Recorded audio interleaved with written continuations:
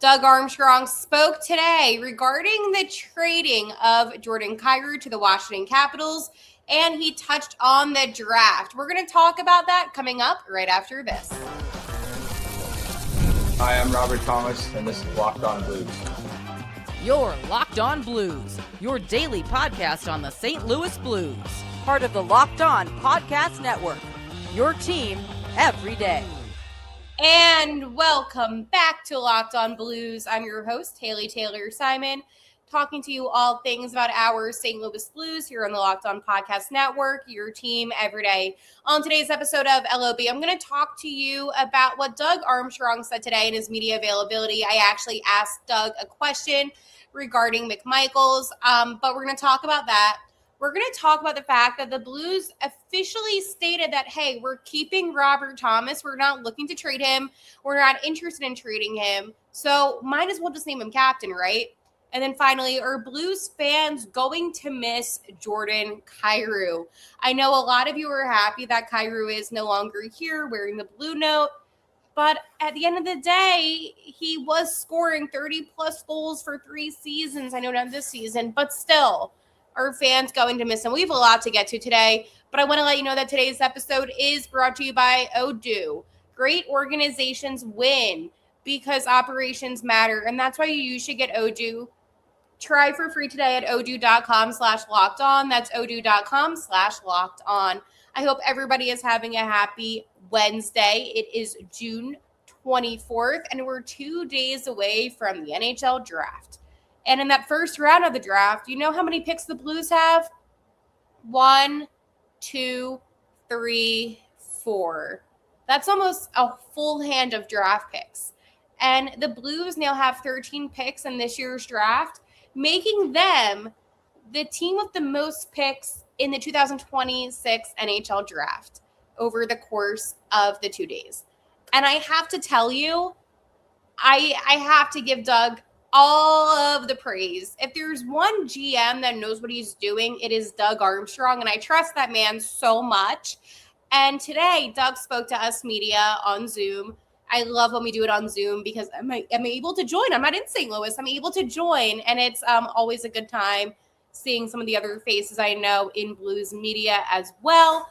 But I want to talk to you a little bit about things that Doug stated because I found this really interesting. And first and foremost, just right off the bat, I think for a lot of us, we kind of grew sick of Kyrou in a sense. And the reason why I say that is 2023 was the year where he made those comments about Berube and everything kind of just hit the fan, right? We all know that saying. I can't say that word, but we all know that saying about hitting the fan. And that's when, the booing happened. He cried, and then there was the ovation. A lot went on, right? And ever since 2023, in my opinion, I feel like we haven't seen Kyrou play the same way that he's played previously, with heart and with passion.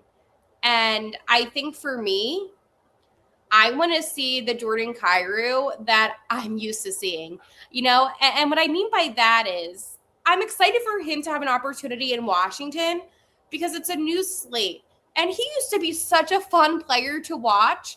And it's not even just me saying that. I know a lot of you think that as well. And that's the type of player that he is. He's a player that's entertaining. He's a player that, isn't afraid to take chances. And for whatever reason, it just, it sucks that this is the way that it is. But essentially, Doug was stating that, Jordan and his agent, obviously were heavily involved.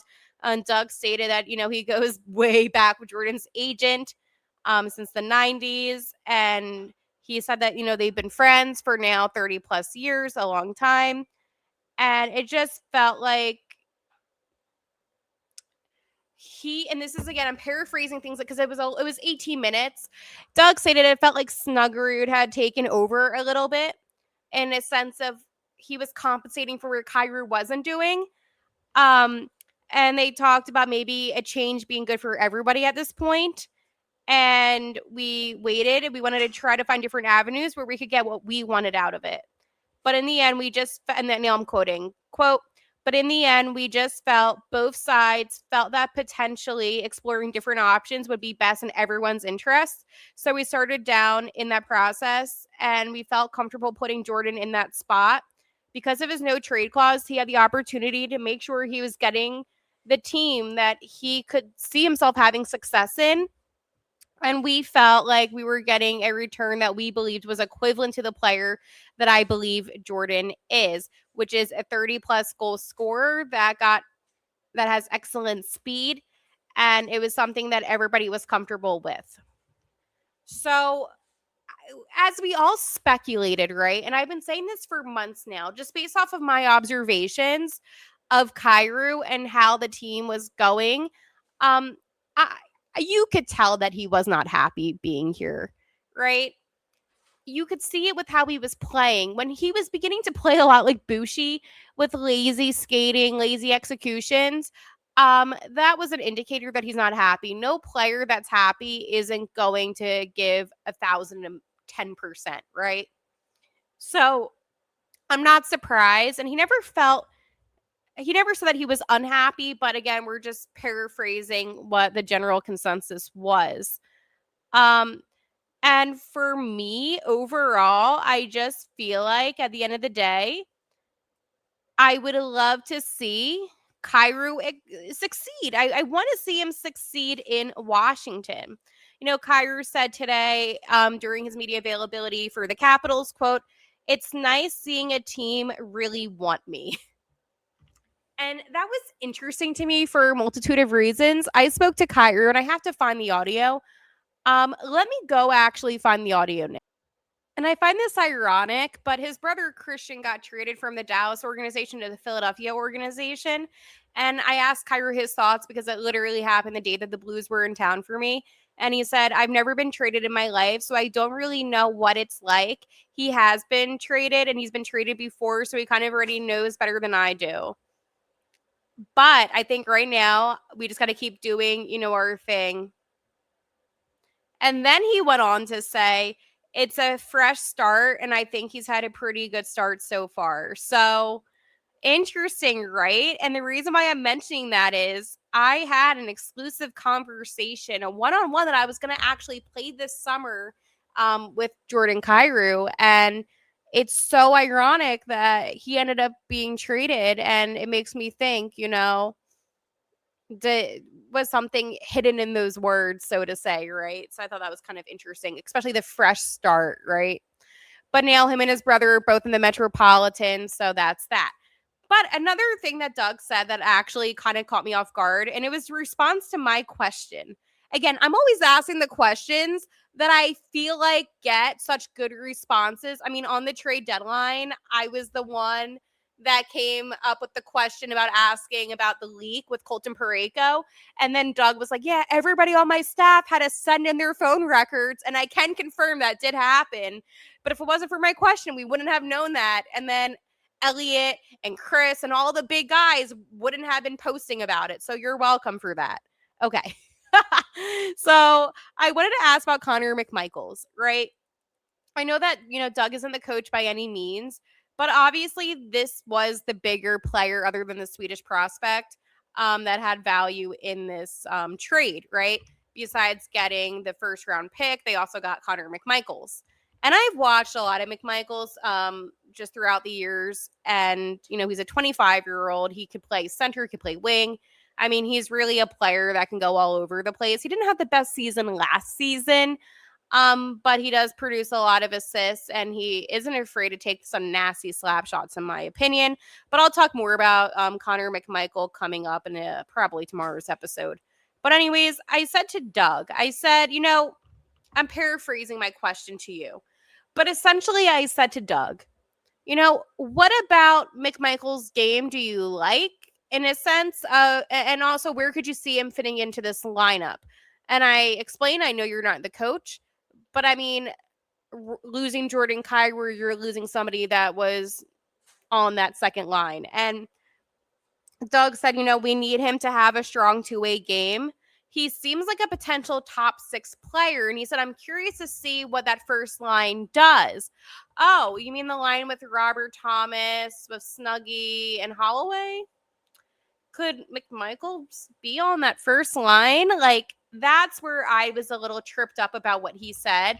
Now, I understand that right now the roster, I mean, it looks like a little bit not so great, but it will get better. And again, Doug said that there's two options, that either they're going to be able to use their first round draft picks and draft some really great prospects for talented players, or they're going to be able to move up and draft one really solid, almost NHL ready player. So definitely a lot of options. He said that he's also open to trading to getting a current player.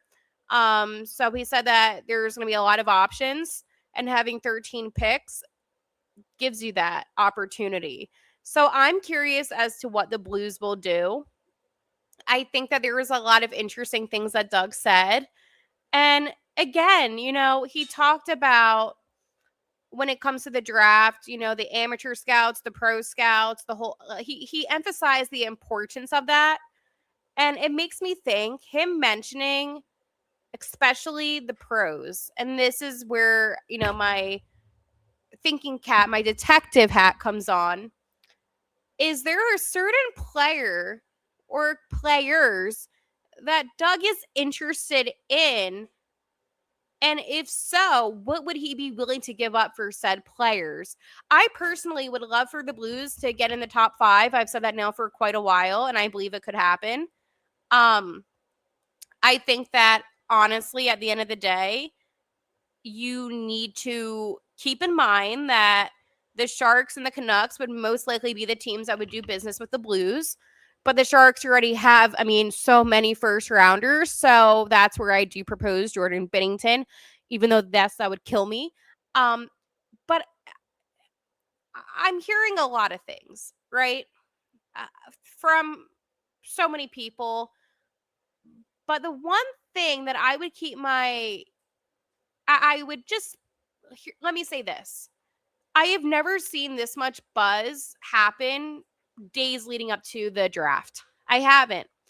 I really think something might be, well, I don't actually know. I'm just guesstimating. But I think if something were to happen, I wouldn't say it's going to happen on draft night. It probably would happen tomorrow, just based on how the NHL is moving. I still think that, and again, I know this sounds like a little bit silly, but I still think like a Tyler Tucker could go.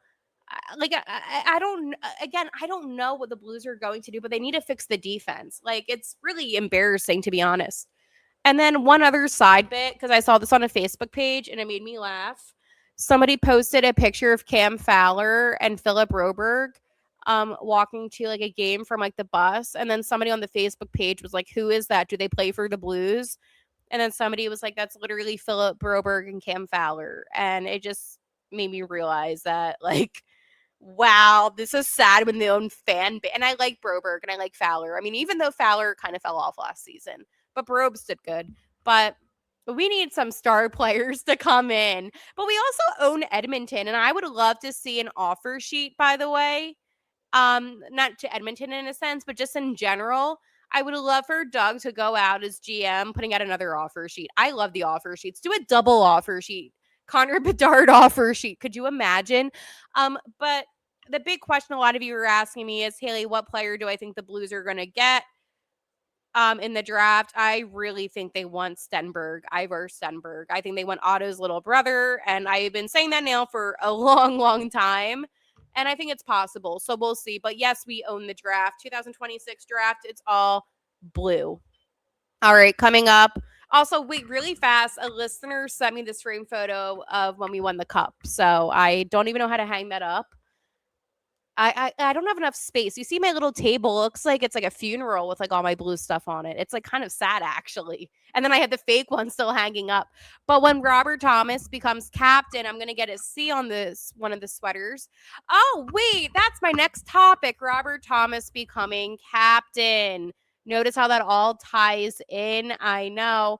I'm going to talk to you about that right after this.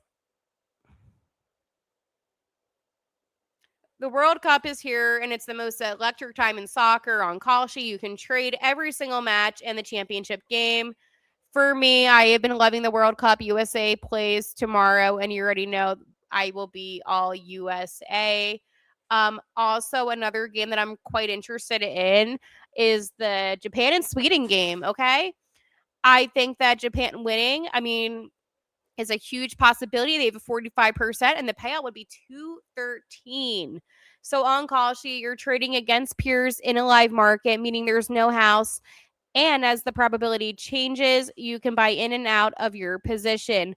For a limited time, download the Kalshi app and use code Locked On to get $10 when you trade 10. Kalshi, KALSHI. Kalshi trade on everything. 18 plus only. Restrictions and eligibility requirements apply. Event contract trading involves risk and may not be suitable for all investors. Prices, values, and available markets may differ from those mentioned. For more information, see kalshi.com/regulatory. Running a business shouldn't feel like you're trying to connect a bunch of systems that were never designed to work together.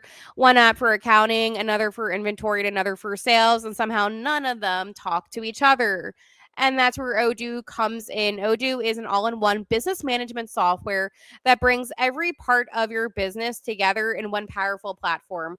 From sales and accounting to inventory and marketing, everything works in one place, helping your team move faster, stay organized, and focus on growing the business instead of managing software. The best organizations know that success isn't just about talent, it's about having everyone working towards the same goal. And that's true in sports, just like it is in business. Okay. The adjustment itself was important, but what really impressed me was how smoothly it was implemented. Everyone knew their role, everyone was on the same page. And that's usually what separates good organizations from great ones. Great organizations win because operations matter. And that's why you should get Odoo. Try for free today at odoo.com/locked on. That's odoo.com/locked on. The Everydayer Club, $5 a month. You get ad-free audio episodes and an exclusive Discord chat invitation. You get a free 1-week trial. So use the link down below for your free trial of the Everydayer Club.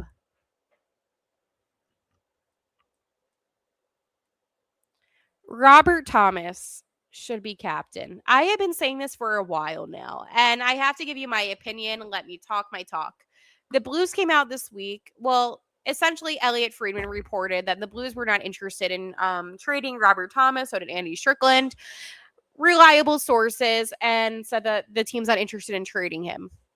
Teams have been calling, and I guess Doug is declining. It was funny when Doug was speaking to us today. It's on his iPad. And it says like Doug's iPad. I never get people that label their technology that way, but it's fine. Just funny. Anyway, so I bet Doug's declining off that iPad. I'm not taking your call. I'm not interested. I honestly believe that Robert Thomas being named captain would be one of the smartest moves that this organization could do for the team right after the draft. And let me tell you why. Going all off season without having anybody named as captain could be detrimental in a sense of it's going to cause fans to freak out a little bit. Where's the leadership? Where's the stability? 25% of the teams in the NHL right now don't have a captain. Okay. That is a quarter of the teams in the league. And the way that I have watched hockey, the way I've appreciated the game, I've always loved the fact that there has been captains. You could go with 3 A's. Tomer, Parayko, Neighbors. However, what I will say is, again, I am so for each team having a captain. And I feel like it would only hurt the Blues. It would hurt Robert Thomas. Do you think Robert Thomas realistically would be all okay about not being named captain? Sure, he might say it, but I think there is a sense of in your heart that you should be the next guy up. And you're not, that's going to sting. I think that there's also an argument you can make for Jake Neighbors and even Colton Parayko, but I don't think it's going to be Parayko. I think Robert Thomas is deserving. He's the face of this team, and because the organization is so key on not trading him, I feel like that this would be the perfect time to name him captain. And I'm curious as to what you think, because again, I know he's not everybody's favorite guy. People say, oh, he's not talkative, he's not loud. we don't know that unless we're in the locker room. So it's really hard to come up with those statements based off of social media videos that you see of the team putting out or his post-game pressers. I've talked to Thomas a good amount of times, and yeah, he's not as talkative as Shenner was towards me, as Kyrou was, as Sonny was. But what I will say is that he is somebody that a lot of the guys in the locker room look up to. I mean, he literally does my intro for my podcast, okay? Like, hi, I'm Robert Thomas. You're listening to Locked On Blues. And before that, it was Captain Braden Shen. And I'm not coming on here to say that I know what's going to happen, but notice how, like, the captain prior did my intro and then the potential future captain. I'm just saying, I do have a Nathan Walker one in here, but I've never actually used it on a show. Because, again, you always need to have a couple backups just in case of trades. But I do suspect he would be the one to be named captain, but I don't know when. I would not want to see it happen right before training camp. I feel like just doing it as soon as possible would be the best way to set up the foundation for your team for the 2026-2027 season. That's just my opinion. I think having this uncertainty isn't always the most beneficial thing for the fans, for the team, and even the players themselves. I am curious, though, because if they don't name him captain, right, and they either name Jake, Colton, or they just go with 3 A's, my next question would be, how is this going to impact the game of Robert Thomas? And you can make a case that it would not be good for him at all. I mean, we'll see what happens. I'm biased. We know that. But I'm able to look at this in a neutral point of view to where if they truly don't think that he would be the best fit, then don't give it to him. But at the same time, I think he is. And I'm usually right about things. Like, I was right about Justin Folk. I was right about Braden Shen being traded. I was right about Nicoletti. I was right about what happened with Kyrou going to the Capitals. I'm trying to think. I mean, I've been doing this podcast for... I was right about getting Adam Juracek. I was right about getting Dvorsky. I'm really on the ball with a lot of things. So if I'm telling you that I think he's going to be captain, baby, buckle up because he's going to be captain. And that's just me having the hockey gods interlinked with my brain.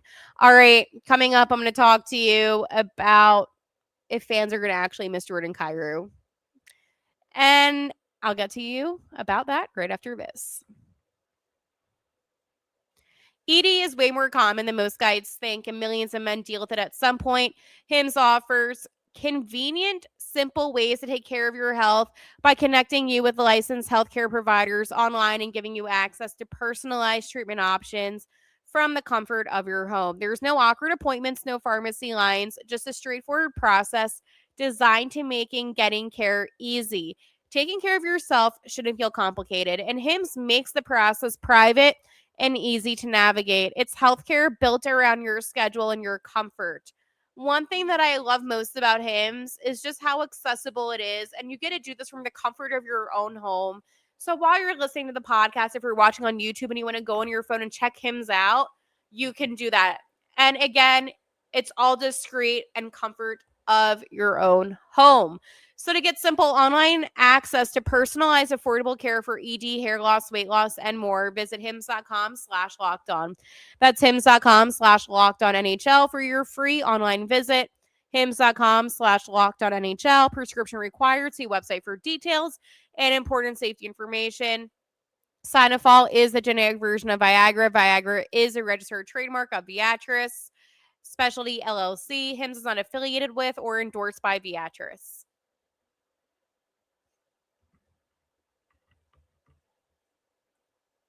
I don't think fans are going to miss Jordan Kyrou off the bat.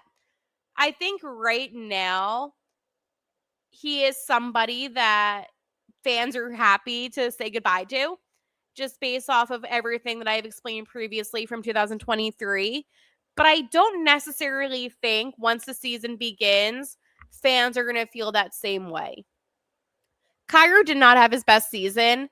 And it's very obvious that a lot of people were very angry about the season that he had. And I understand, like, I truly understand why there was such anger. I mean, again, in the 72 games that he played, he only posted 46 points, which was a huge downfall from his season previously in 82 games, posting 70 points with 36 goals and 34 assists. And again, I mean, you look at Kyrou from the 24-25 season, 23-24 season, and 22-23 season, all posting over 30 plus goals. And that's the type of player that he is. And that's who Doug was referring to.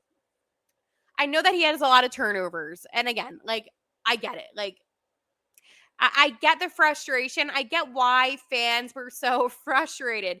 But I think if he plays the way that he did in the 24-25 season with Washington this upcoming season, fans are going to say, you know what? I kind of miss him. I kind of miss having Ruzi. And I know I'm going to feel that way. So I'm admitting that now. I know I'm going to feel that way. You know, I was talking to somebody because I saw a picture of him, like the Photoshop pictures that they have of them in like the other team's sweater. And I'm like, this is really weird. I don't like this. Like, I wanted him to be traded first off, because I think for himself and his career, this was the right move. I think that he's going to excel on a new team. So I'm still for the trade. It should have happened. I'm glad it happened. It doesn't mean that it's not weird to see. And I think for a lot of us, we're in this like weird adjustment period. This team is changing. Okay. I mean, even Army said it. We lost a good amount of veteran guys. I mean, we don't have Shenner. We don't have Folk. We don't have now Kyrou. Like, this team is shifting in a different direction. So it's inevitable. I mean, I wish Bushi was gone, but I mean, we can't get everything that we want because like no one probably wants him. And I don't blame them. But again, team changing. Does it mean we're not going to miss some of the guys that we got a little bit irritated with? So we'll see. You know what they always say, like, after some time of reflecting and serenity and silence, all of a sudden you're like, oh, I might miss somebody. That's how we're going to feel about Jordan Kyrou. It's going to be like, oh, no contact with Kyrou. Oh, I kind of miss him. So we'll see. But this is the best thing for Kyrou and the Blues. So we'll talk tomorrow. Let me know your thoughts down below. I have so much information I want to share, and we're going to talk about Connor McMichael tomorrow. Talk to you then, and like always, let's go Blues.